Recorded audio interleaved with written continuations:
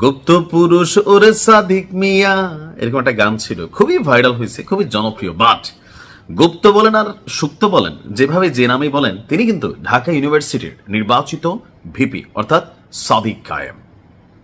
রাজনীতিতে একটা বর্ণাঢ্য ক্যারিয়ার আছে সাদিক কায়েমের।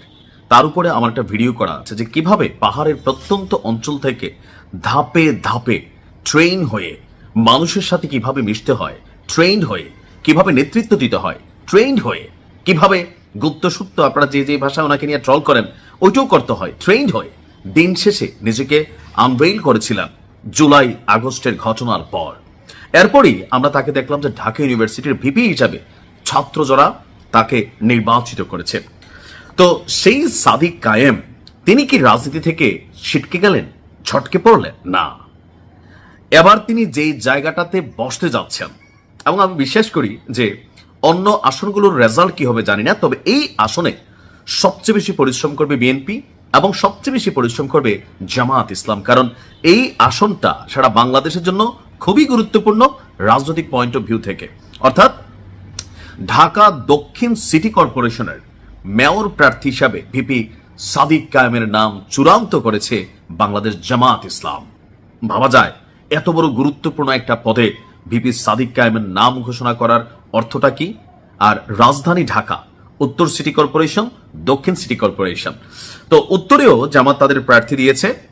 ওই প্রার্থীর নাম হচ্ছে যে মহানগর উত্তর শাখার আমির সেলিম উদ্দিন, তিনি আছেন ঢাকা উত্তর সিটি কর্পোরেশনের সম্ভাব্য মেয়র প্রার্থী। আর অন্যদিকে ঢাকা দক্ষিণ সিটি কর্পোরেশনের সম্ভাব্য প্রার্থী হিসাবে আপনার ভিপি সাদিক কায়েমের নাম চূড়ান্ত হয়েছে। দর্শক, আর অল্প কিছুদিন পর আপনার সিটি কর্পোরেশন নির্বাচনগুলো হতে যাচ্ছে। আর এই সিটি কর্পোরেশন নির্বাচনে বিএনপি জামাত মরিয়া হয়ে এই আসনগুলোতে জয় পাওয়ার জন্য চেষ্টা করবে, কারণ ঢাকা এই যে একটা এলাকার এমপি হতে পারে, কিন্তু ঢাকা দক্ষিণ সিটি এখানে অনেকগুলো এমপির খেলা আছে, ঢাকা উত্তর সিটি অনেকগুলো এমপির খেলা আছে। বাট সকল নগর প্রশাসক বা পিতা, নগর পিতা যেটাই বলা হয়, এটা কিন্তু কে? আপনার এই সিটি কর্পোরেশনের যিনি মেয়র থাকবেন। তো অলরেডি দলীয় সূত্র বলছে যে সব সম্ভাব্য প্রার্থী ইতিমধ্যে নিজ নিজ এলাকায় সামাজিক, জনকল্যাণমূলক এবং গণসংযোগমূলক কার্যক্রমে সক্রিয় রয়েছেন। ইতিমধ্যে সাদিক কায়েমকে গেল কয়েকদিন যাবৎ ঢাকা দক্ষিণের বিভিন্ন জায়গায় তার বিভিন্ন ধরনের কর্মসূচি, গণসংযোগের দৃশ্য কিন্তু অনেকের চোখে পড়েছে।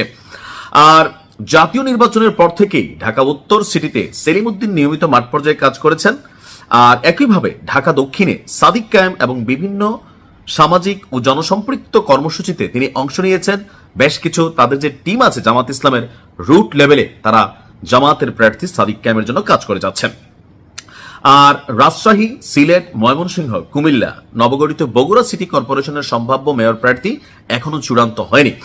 তো সিটি কর্পোরেশন নয়, বাংলাদেশের 331টি পৌরসভা, অধিকাংশ উপজেলা এবং ইউনিয়ন পরিষদের চেয়ারম্যান সদস্য পদেও সম্ভাব্য প্রার্থী বাছাইয়ের কাজ আপনার ইতিমধ্যেই শুরু করে দিয়েছে জামাত।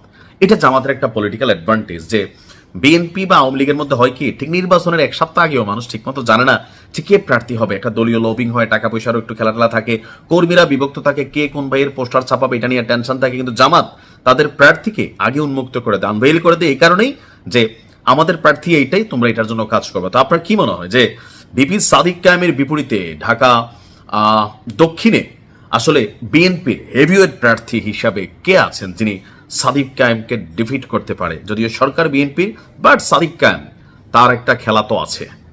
এখন দেখা যাক বিএনপি এই আসনটাতে কাকে প্রতিনিধি করেন, কারণ ইশরাক তো অলরেডি প্রতিমন্ত্রী পর্যায়ে আছে। তা আমি এখন আইডিয়া করতে পারছি না, দেখা যাক কি হয়। ভালো থাকো।